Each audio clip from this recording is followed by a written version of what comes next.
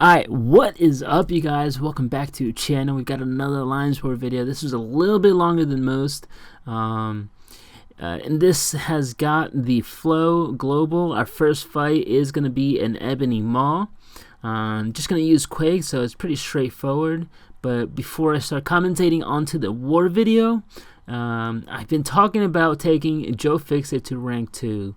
And I didn't want to make a challenge that was too crazy, because I'm a man of the crowd, and yeah, I'll keep my word. But basically, I had a video where I took up some champions, 6 stars to rank 2, and in that video there was also a promotional ad. If you guys can get that video to 10k views, it's currently at 9,000, so only 1,000 of you guys need to check out that video. You guys don't even have, I'm pretty sure you guys don't even have to watch it all. Just click on the link. I'm gonna leave it in the comment section and in the description down below. But yeah, if we get that video to 10k, I will take up Joe Fixit to rank 2. It's gonna use a lot of T2A, and I'll probably regret it. But if you guys can help me out with that, I would really appreciate it. But let's get on to the war video. So the very first fight with Quake, Ebony Maw, man, that is just simple. Didn't even have to think twice. This next fight, though, I'm like 99% sure it's an Iron Man Infinity War. And Iron Man Infinity War with the Flow Global is absurd. I believe Warlock, Guillotine, 2099, Dormammu. I believe those are some of the champions that have the hashtag control. And I think Magic as well. There's a few of them. And yeah, Iron Man Infinity War is one of the ones that is really annoying. So as you can see there, activate it. So the way Flow works is that every time that you crit, it gives them that, like, obviously a flow of power, and the only way to get rid of it is through stunning the opponent through a parry. Actually, I'm not completely sure if it's only through parries or if you can stun them through like special attacks. But yeah, if you place one of these defenders on a stun immune node, then they just keep the flow and the special attacks just keep on coming. So as you can see here, I used Warlock because essentially Warlock with his infection, and if you also have a debuff on the opponent, they start to lose power if they're running willpower.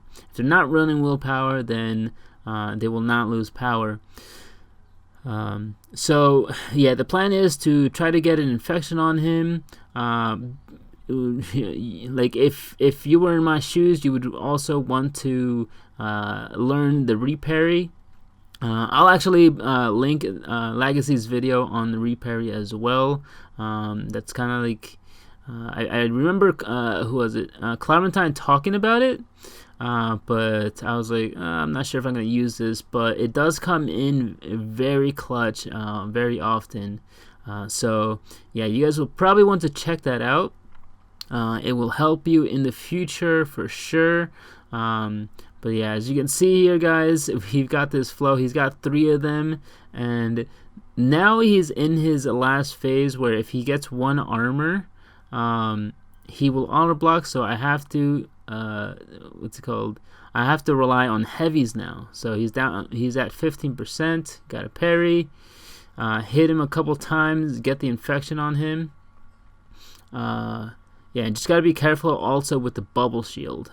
So go in there, use a heavy, and yeah, when I was doing this fight, this was really nerve-wracking because yeah, at any point if I messed up, I could get hit with an SP3, or There's the bubble shield as well, getting parried because of the 4 armors. There were just so many things going on, plus Warlock not having the damage output or a great damage output without some kind of attack boost. So yeah, my god, if you guys have ever fought Iron Man Infinity War on Flow, you guys would understand what a nightmare that fight is sometimes, especially because Iron Man Infinity War's first medium, you can't stun him, so it just puts on a little bit extra stress. The fact that the very first hit, when you go to stun him on bubble shield, you know for sure will not stun, so he can hit again into your block. But luckily, there's enough delay that you can evade out of the first medium. All right, and going on to the next fight, we've got a Korg here. I believe we do end up doing pretty decent against this Korg. Just gonna use Namor, so this fight is pretty straightforward. I remember the first time I fought Korg, I didn't really know how to properly evade his heavy attack, because essentially what would happen is I would evade his heavy attack, or I would dash back twice, and that would give him enough time to be able to recover, and then if he recovered, he can just hit me back somewhere, or I would jump in too quick and get hit with the second part of his heavy attack. But yeah, it's just one evade back, and then you wait for the animation, and then you jump in. Alright, now we're throwing our SP3. This is our time to shine, and throw in another SP3. Now, I believe I saw him have enough power for a special attack, and I've learned from the past that if they have any kind of specials available to them, you have to wait for them to come to you. But here, he actually didn't. I thought he was going to dash back, and he didn't. I was like, bro, what are you doing? So that, oh my god, that plan was ruined. As you can see, as soon as his rock stacks go, we're doing big numbers. But yeah, I thought that he had an SP1 and he didn't. But luckily we are almost done with the fight. He's at 2% health left. And yeah, so easy fight in the end, and we cleared that with almost 100% health. I think well, it was above 90. So yeah, we did good. And now on to the second section of our lane 7. Alright, let's see, we've got a Mystic on here, and if you guys don't already use Scatter Lens Bot online, you guys should probably use that. If you're running lane 7, you just need the Scatter Lens tool. With these new globals, however, you need to watch out. Sometimes you will get no results back. Basically, it might be a champion affected by the global, and so if that is the case, all you have to do is subtract 5,000 health and 500 attack from the global, or from the total you see there. So as you can see there, it's 86,000 health, 6,800 attack. So basically what you would do is you would subtract 5k from her health, so it'd go down to 81k, and from her attack from 6,800 it would go down to 6,300. All right, and yeah, didn't start this fight out too well. Got hit twice. I got clipped with her heavy attack, which, by the way, I need to go back and practice. I used to be able to do it back in one of the variants where there was a very, very annoying magic. I think it was variant 1 actually. But yeah, just gotta practice. I think you have to evade manually and then heavy for the second part of her heavy. So yeah, I'll get back in there. Which, by the way, I also learned how to evade Darkhawk's heavy in the corner. It's one manual evade, and then you heavy with the heavy attack. Well, you heavy with heavy attack, but you evade with the heavy attack for the second portion, and you'll be able to evade the whole thing. Alright, on to our next fight. We're going with Namor, and it ends up being an Elsa Bloodstone. This was kind of a gamble because I couldn't figure out who was on here with the Scatterlance tool. And yeah, it turned out to be an Elsa with full suicide. So if I'd gone with any other champion, I would have been 100% dead. So yeah, that gamble paid off, and I was like, holy man, that could have been so close. Alright, so basically what we're going to do is when she has special attacks, we're just going to bait it, special ones. We're not going to go for SP2s. But yeah, this is essentially because she has recall, but I saw an opportunity where I would probably finish off the fight, so I went in and yeah, it paid off. And now I believe for this fight, I don't remember if I took this, but for close encounters, if the opponent is running willpower, Warlock is a very, very awesome counter pick because of the slow but eventual power drain. So essentially what you want to do, because I run Resonate, I throw heavy sometimes, so as you can see I start off the fight with about 70% health, and for this fight you want to be as close as often. And then the SP1, yeah, you block the first 2 hits and then evade the melee part.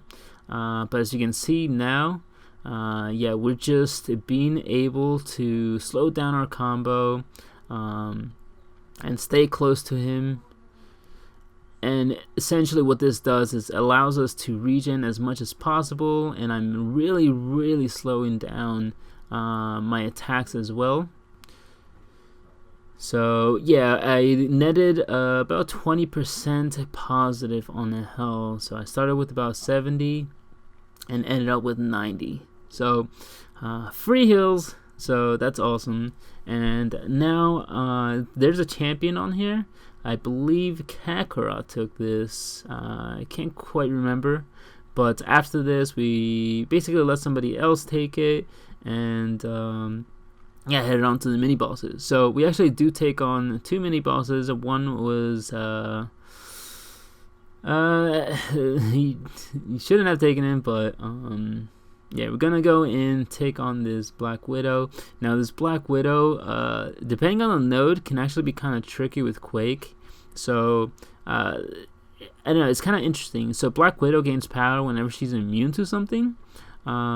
I thought it was just immune to, let's say, bleed, poison, or incinerate, which is her 3 debuffs in her kit, and the debuffs that she can be immune to.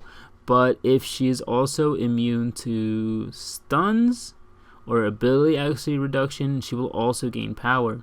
So if they would have placed Black Widow, Clairvoyant, on the next mini boss, which is completely debuff immune, and also stun, well, of course they'd be stun immune, but I believe because Quake puts on a stun and a concussion, which are both debuffs, she gains, they both count as power gain for her.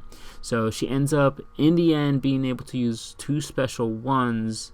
So essentially you just gotta kind of have to watch out for that, which I wasn't. So in another war, I died to a Black Widow, which I could have avoided if I just used an invulnerability boost, just an invulnerability boost, and I would have been 100% fine. Alright, but we're taking on this Black Panther, this Killmonger. Oh my god, what is happening to me, two guys? Yeah, we're taking on this Killmonger. Pretty easy fight. He's debuff immune, so Namor actually does gain in this fight, because essentially because bleeds are not activating,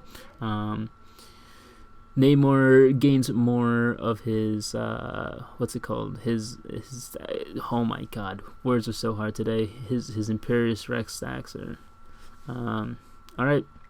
And there we go. Unfortunately, he was attacking into us, so we weren't able to get that second SP3. Accidentally go for an SP1 here. but luckily, yeah, he kind of helped us out. So we kind of botched up that special 3 cycle and didn't get to hit another SP2. So now we're like, well, I guess we got to do this again. Another tip for you guys is that with Killmonger, you can evade back and light attack. You definitely want to go for light attack and not a medium attack, because light attacks are a few frames faster. And yeah, in a game where a